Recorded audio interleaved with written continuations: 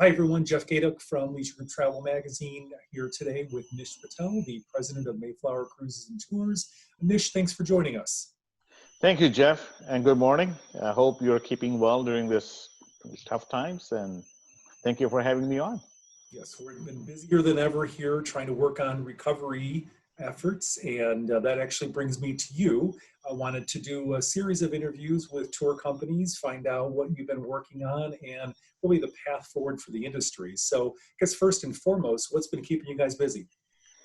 Thank you for asking, Jeff. As you may have heard or read, that Mayflower Cruises and Tours, along with the Scenic Group, have suspended all cruises and tours departing until August 31. So for the past 3 months, we have been extremely busy trying to move our travelers that were booked doing, from March until August 31, giving them options of saying, okay, move over to next year, get a future travel credit in an excess of 110 to 125% of what they paid, or getting a refund. So we have given them all 3 different options. Fortunately for us, a majority of them are moving over to next year. We protected their prices. Great. And also a lot of refunds going back, especially programs like Oberammergau. They were going for Oberammergau. Now it's going to happen for another 2 years. So they wanted a refund now, and they're going to rebook soon as we start promoting Oberammergau. So it's been keeping us extremely busy. At the same time, our group sales, since we focus on group sales, our BDMs, and we have kept almost all the BDMs we had pre-COVID, and they are busy trying to work virtually with our group leaders to make sure that, the movement of travelers and the offers are all done well, and how we can help them get to the next stage. So you mentioned that you've suspended operations through August 31st, and we understand that's sort of a rolling timeline based on conditions and when things really come back online. When are you hopeful to have groups back on the road? Well, it's a great question, and I think my team is also asking me the same question as to how and when can we get back on the road. Well, we have been working. We have a task force created within the company that is looking at all the different options. Can we get the motor coaches who can do the safe distancing? Can we get the hotels to do all the safety work that is needed? And intentions are to start programs, the land tours, especially within the U.S., September 1 and beyond. Challenges now, of course, the traveler safety is our number 1 concern, and number 2, can we deliver what we promised them? As much as we like, when we look at the daily news, more cities are opening up, and there are more cases of the viruses and infections growing daily. Sure.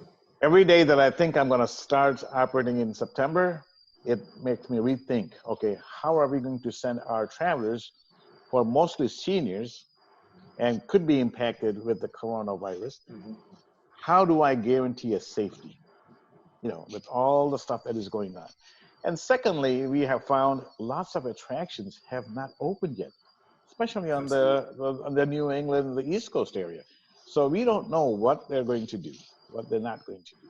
A couple of the big ones, like the Albuquerque Balloon Festival, they just decided they're not going to have this event this year. So we had to move everybody over to next year. There's a couple of other events that are not happening. So again, we're still monitoring it every day. If I can run certain programs where I know the hotels will be available and clean, and the meals will be available.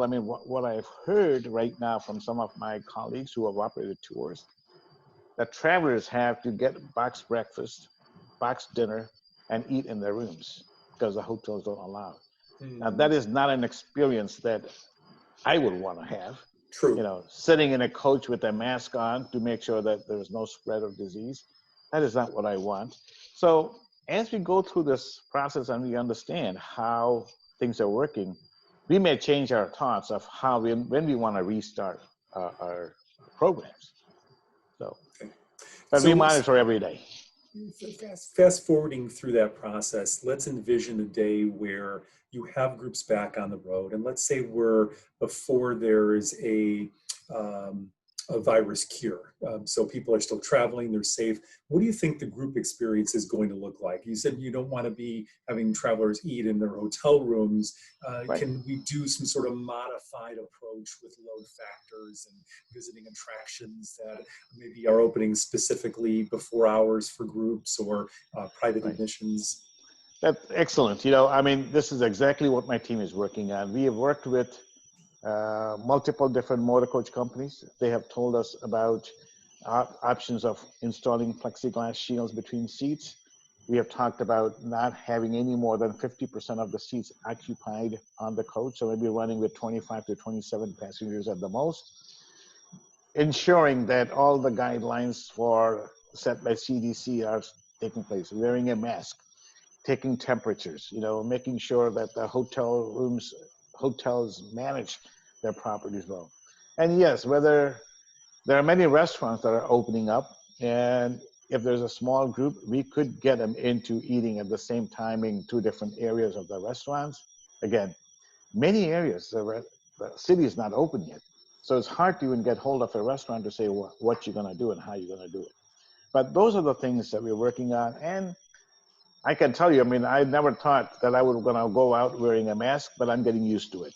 So most people who are around, you know, especially in my age group and above, they want to make sure that they're protected and they're protecting others. And I think people will get over the fact that you have to, you know, the wearing of mask while on tour may be something that may be in place for the next 4 to 6 months until there is a cure or a vaccine that's going to be, Sure, sure. And everybody yeah, doing their part towards ensuring that ensuring. health and Correct. safety for all. Okay. That is correct. So looking towards 2021, you're taking reservations. You mentioned your BDMs are working with Mhm. their group customers. What sort of products are people showing interest in going into next year? Well, here, that's an interesting question. As I mentioned to you earlier, a big chunk of our business from 2020 moved over to 21. Mhm.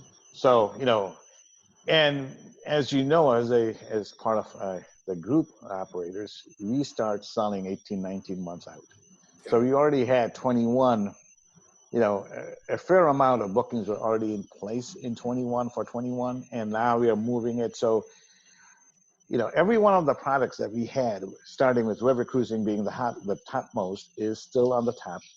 Okay. It is actually doing better overall than where we were, you know, last year at the same time frame. Again, a lot because we moved most of our business over to next year, and we got some new over.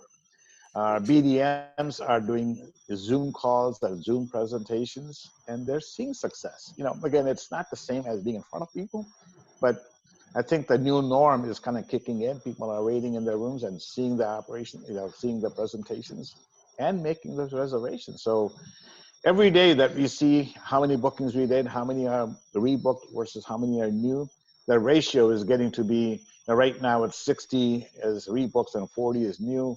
And that ratio is changing every day. So hopefully Okay. it'll get down to like, you know, 90 and 10 at some point, you know. But Yes, absolutely. There seems to be a trend of people wanting to stay a little closer to home. Obviously, there's travel restrictions overseas right now. Do you see Mayflower adding new domestic product? And if so, where would that be? yes, we do. I mean, in fact, we have, you know, we have added additional programs to our North American tours. A lot more is not more new programs, but more departures to existing Okay. programs. You know, good example, Albuquerque, since they postponed it, we had to move about 250 passengers over. So now we have to get 5 more coaches for next year, along with what we had on place. So, you know, but we do have some new programs. I think one is trains and across Texas. That's a very new program. There's a Okay. bunch of new programs on the motor coach side where people want to go short distance for 4 or 5 days. So yes, fortunately the book for catalog for 2021 was not printed, so we were able to add all of that. And now our catalog is coming out next month. Nice. I think those will be popular. Yeah. So you mentioned river cruising earlier, and I wanted to touch back on that topic. Certainly, if there's a poster child in the travel industry for COVID-19, it's the cruise industry. And we Sure. all think back of ships floating out at sea and, just really sort of a negative image of what's happening in that sector. We know cruise lines are grounded as well. You don't specialize in the big ships. You have the river cruises and the luxury vessels. So how is river cruising different? And you think they'll come online quicker and be more popular than some of the larger cruise lines that people may be reticent to go back on right away? Yeah, great question, Jeff. River cruising has been one of the more popular programs and upcoming programs amongst all segments. People like the fact that they are unpacking once, and every day they're in a new country. They don't have to get off and get on. The nice thing about river cruising is they hit land every day. It's not like you are on water all the time. Small number of people, anywhere from 50 people on a small ship to 150 people on a bigger ship, on the bigger river ships.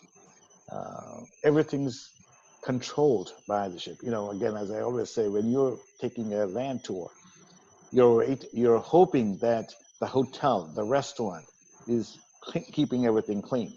Whereas on the river ship, we own that. So it's our staff who works there, and they make sure that everything is clean. Whether you are in a restaurant in the ship, whether you are in your rooms, everything is done under our eyes. So it makes it more secure for us than going on a land tour. We are already seeing an upside to our river cruise bookings for next year. People are ready to get out and do it. Unfortunately, right now, and there are ships which have started sailing within Europe. Unfortunately, the borders are not open yet. So, there may be a couple of ships sailing within the German territory only. They're not crossing over to Austria and going over some other places because the borders are not open. But eventually, I think the target, from what I've read, is July 1. They're going to open up some of those, and the ships will be able to sail from one country to through another country and go on and so forth. Whether Americans are allowed or not, that's a question right now. But hopefully that will get resolved sooner than later. Yeah, one step at a time as far as that's concerned. Yes, exactly. So, yep. Great. Well, Nish, I really appreciate you joining me today. Obviously, hard times for the travel industry. I'm positive that you guys are going to persevere through this. If groups are interested in investigating 2020, 2021 departures, how do they best reach out to you guys? Well, again, as I mentioned to you before, Mayflower works about 18, 19 months prior. We are rolling out our 22 product for river trips as well as land tours. Our BDMs are there, ready and available. Every one of the BDMs, in fact, we just hired 2 more people this week. So we are in a hiring stage when it comes to group sales because the BDMs are more important for us. That's awesome. And they can contact their local BDM, or they can contact Mayflower, and we'll find somebody for them to book. But 22 is already in place for us, so let's go. Awesome. Great. Thanks again for joining me today. You're welcome.